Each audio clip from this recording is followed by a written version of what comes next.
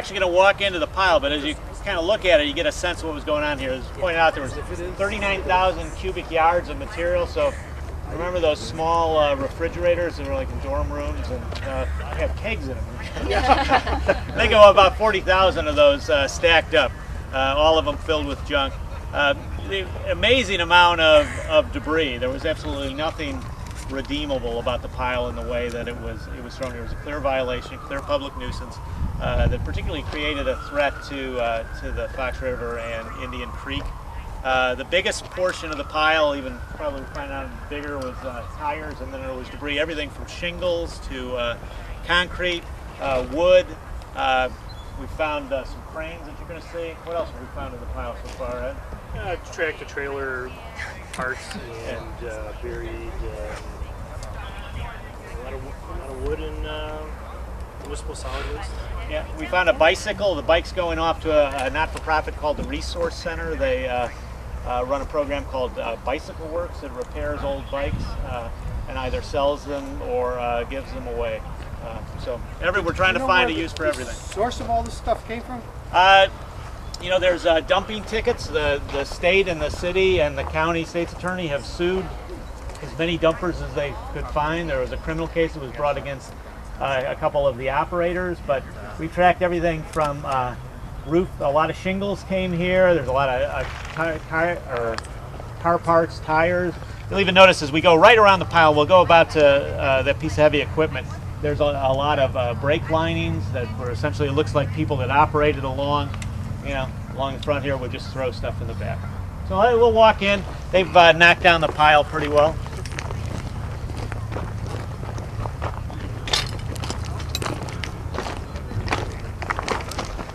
The stuff has not been as neatly sorted as it's kind of laid out here. Yeah, well, I should really work with it, but I don't have any. So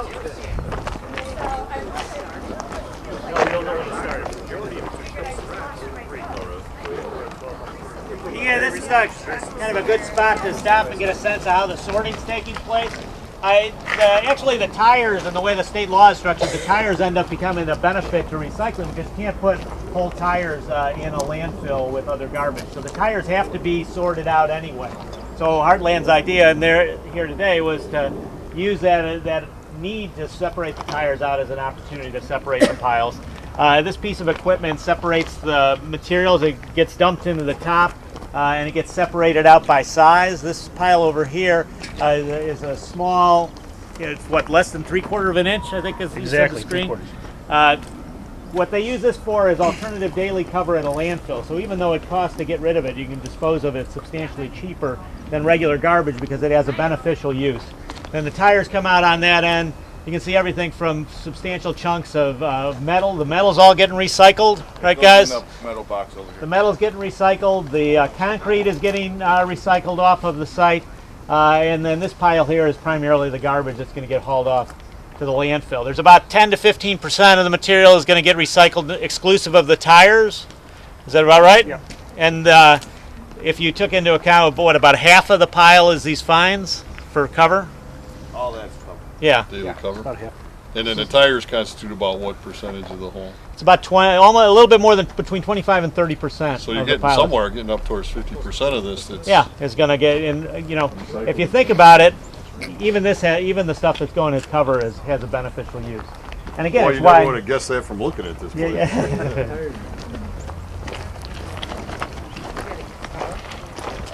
It's really hard when you're standing on the river to get a sense of how much of the pile is already gone. So I just wanted to take you here.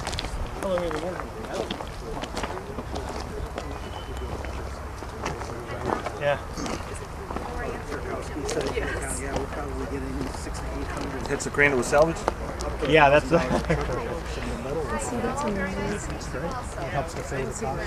Oh, damn. how they actually got the crane in the middle. We're not sure. Wow. But that Well, that's why he was getting a cavity filled at the dentist. He stuck that in. it's amazing what happens when you're on lunch break. But the reason I wanted to take you in here is just a few weeks ago, this was essentially the heart of the dump. From that fence line, that's all city property on that side. And the dump was pretty much at this portion of the property on the fence line and went all the way above those containers. It was packed up into the containers, followed the kind of roof line of the building next door, reached its highest point, and you can actually see it over here, was nearly somewhere between 25 and 30 feet high. Right over there in that corner. And the kind of interesting thing why the kind of transit or the 319 grant is such an important thing is that this was a direct threat to the Fox River and to Indian Creek. It was almost on a straight slope, virtually no slope, piled 30 feet high, piled up against that fence, and you can kind of get a sense of the integrity of that fence within feet of Indian Creek. It's kind of remarkable that this thing didn't collapse into the creek. So you can just get a sense of how much progress has gone on. This is, anywhere from 15 up to almost 30 feet all the way across. And the guys from Heartland have done a really just outstanding job of shows how recycling gives companies a competitive edge. Hey, Bill, And this is, yeah, how long have they actually been removing material now? it's only been about 3 weeks. About 3 weeks, Ed? 3 weeks. 28th we started. A couple days of prep, and then probably 2.5 weeks. This part over here was all brake pads, just piled in. This is primary tires over there. That part of the pile was almost all interior construction debris, wood, and shingles spread throughout. Do you have any questions? Things being dumped? Pardon? Where are the things being dumped? At a landfill in Rochelle that's owned by the city of Rochelle, and at a landfill in Rockford that's owned by the William Charles Company. Right, and the metal? The metal is going to Metal Management, which is in Chicago. Okay, what about the tires? Where's that going to The go? tires are being handled by the EPA's tire contractor. Yeah, they're down in Lincoln, Illinois. Okay, great, thank you.